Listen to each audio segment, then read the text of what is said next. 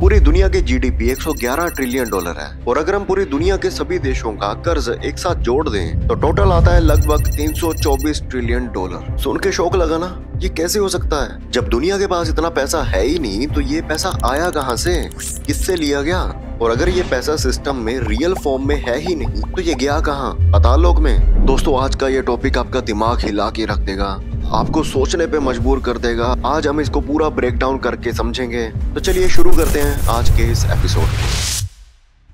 देखिए, एक न्यूज आई थी कि ओपन एआई ने इस साल ओरेकल के साथ एक 300 बिलियन डॉलर का मेगा डील साइन किया है डेटा सेंटर्स और क्लाउड इंफ्रास्ट्रक्चर के लिए। ये एग्रीमेंट टेक इंडस्ट्री के सबसे एक्सपेंसिव डील में से काउंट होता है। इसके तुरंत बाद ओरेकल के शेयर 40% तक ऊपर चढ़ गए और एम्प्लॉयज ओवरनाइट करोड़पति बन गए। लैरी एलिसन ने कुछ दिन के लिए इलोन मस्क को बीट करके दुनिया के सबसे अमीर व्यक्तियों का टाइटल हासिल कर लिया। पर यहाँ एक ट्विस्ट आया, ना तो ओपन एआई के पास फिजिकली 300 बिलियन डॉलर थे, ना ही ओरेकल के पास इतना इंफ्रास्ट्रक्चर रेडी था डिप्लॉय करने के लिए। डील के ज्यादातर पार्ट्स कॉन्ट्रैक्ट्स और नंबर्स पे बेस्ड थे, मतलब ये एक symbolic boom, real cash flow नहीं। और इसी इंसिडेंट से हम समझ सकते हैं कि ग्लोबल डेट सिस्टम का एक छुपा हुआ ट्रुथ। चलो इसकी हिस्ट्री से समझते हैं।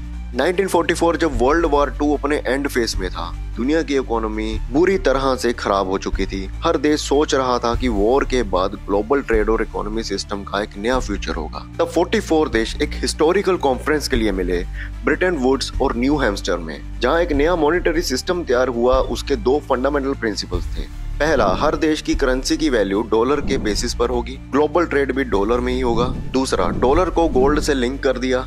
यूएस सिर्फ उतने ही डॉलर्स इशू कर सकता था जितना उसके पास गोल्ड रिजर्व जस्टिफाई करता। गोल्ड का प्राइस फिक्स था $35 आउंस। इससे एक ऑटोमेटिक बैलेंस सिस्टम बन गया। अगर किसी देश का ट्रेड बैलेंस बिगड़ता तो वो डॉलर को गोल्ड में बदल सकता था।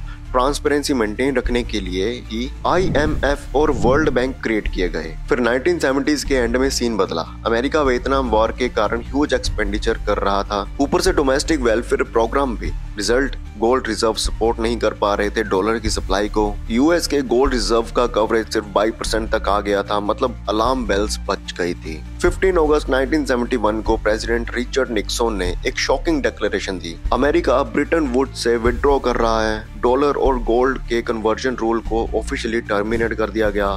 इस इवेंट को निक्सन शॉक कहते हैं, जिससे मॉडर्न करेंसी सिस्टम का बर्थ हुआ, जहां मनी का वैल्यू गोल्ड नहीं बल्कि ट्रस्ट और मार्केट डिमांड पे बेस्ड हुआ। अब यूएस के पास फ्रीडम थी बेशुमार डॉलर प्रिंट करने की, क्योंकि अब फिजिकल गोल्ड का प्रेशर नहीं था और अब पूरी दुनिया डॉलर पे डिपेंडेंट थी। तो इसका ग्लोबल इम्पैक्ट मैसिव था। अब हम आते हैं डेट के क्लासिफिकेशंस पर। जब हम कहते हैं यूएस का डेट 37 ट्रिलियन डॉलर या इंडिया का डेट 2.23 ट्रिलियन, तो सब एक ही तरह का डेट नहीं होता। ये 2 कैटेगरीज में डिवाइड होता है, डोमेस्टिक डेट और एक्सटर्नल डेट। गवर्नमेंट अपने ही सिटीजन या सेंट्रल बैंक से बोरो करती है, उसे डोमेस्टिक डेट कहते हैं। दूसरे देश फॉरेन बैंक या इंटरनेशनल एजेंसी से लिया गया पैसा, उसे एक्सटर्नल डेट कहते हैं। मान लो गवर्नमेंट एक नया वेलफेयर प्रोग्राम बनाती है जिसमें 300 करोड़ डिस्ट्रीब्यूट करने हैं, लेकिन बजट में 100 करोड़ ही बचा है, तो बाकी 200 करोड़ के लिए गवर्नमेंट बोरो करेगी, या तो आरबीआई से या फिर मार्केट के बॉन्ड्स के थ्रू। आरबीआई से मनी बोरो करना मतलब नए पैसे सिस्टम में इंजेक्ट कर देना, जिससे इन्फ्लेशन बढ़ सकती है। इसलिए बॉन्ड्स और स्मॉल सेविंग स्कीम्स के जरिए पैसा रेज करना प्रेफरेबल होता है, और ये पैसा असल में सिस्टम के अंदर ही सर्कुलेट होता है, अकाउंटिंग एंट्रीज के फॉर्म में। एक्सटर्नल डेट का मतलब सीधा है जब कोई कंट्री बाहर से उधार ले। मान लो इंडिया ने यूएस से 20 B-2 बॉम्बर्स लिए $40 बिलियन के, और ये पैसा अगले 5 साल में पे करना है, तो ये एक्सटर्नल लायबिलिटी कहलाएगी। इसी वजह से अमेरिका के कई देश फाइनेंशियल क्रंच में है। उनका टोटल डेट इंडिया से कम होने के बावजूद उनका बहुत बड़ा हिस्सा फॉरेन लोन्स में फंसा हुआ है। इंडिया के केस में 2025-26 बजट के मुताबिक टोटल डेट लगभग 2.23 ट्रिलियन डॉलर है, जिसमें 96.6 डोमेस्टिक और बस 3.4 एक्सटर्नल है। ये एक सेफ रेशियो माना जाता है। यूएस की भी इसी तरह ज्यादा पोर्शन डोमेस्टिक डेट है, तकरीबन 70%। जब डेट एक्सटर्नल होता है तो गवर्नमेंट के पास कंट्रोल होता है मैनेज और रीस्ट्रक्चर करने का, पर जब बोरोइंग फॉरेन कंट्रीज से होती है तो प्रेशर नॉन नेगोशिएबल बन जाता है। अब जब हमने शुरुआत में बोला था ग्लोबल डेट 324 ट्रिलियन डॉलर है, तो इसमें डोमेस्टिक प्लस इंटरनेशनल दोनों इंक्लूड हैं। अगर सिर्फ क्रॉस बॉर्डर लायबिलिटीज देखें तो वो अराउंड 60-70 ट्रिलियन डॉलर के आसपास है, जो दुनिया के जीडीपी के लेवल के बराबर है। मतलब रियल ऑब्लिगेशन स्केल इतना बड़ा नहीं लगता जितना रो नंबर देख के डर लगता है। बाकी तो मेनली एक इंटरनल सर्कुलेशन सिस्टम है, गवर्नमेंट, पब्लिक और बैंक के बीच में चल रहा है एक डिजिटल लूप। यही लूप कभी कभी आर्टिफिशियल बूम भी लाता है, जैसे चाइना की रियल एस्टेट सेक्टर में हुआ। वहां डेट स्पाइरल ने डिमांड कोलैप्स कर दी और पूरी इकोनॉमी एक ट्रैप में आ गई। अगर आप इस पे केस स्टडी चाहते हो तो कमेंट्स में जरूर बताना। आपको एक और एग्जांपल देता हूँ BSNL की। BSNL या फिर फिल्टराइज फर्म के लोन्स डायरेक्टली सरकार के पास ही आउटस्टैंडिंग होते हैं। BSNL का लोन 16,000 करोड़ के आसपास है और ये ज्यादातर गवर्नमेंट ऑन डेट है। मतलब गवर्नमेंट चाहे तो उसको रिस्ट्रक्चर या राइट ऑफ कर सकती है। जैसे 2013 में मद्रास फिल्टराइजेशन का 550 करोड़ का लोन कैंसिल कर दिया गया था।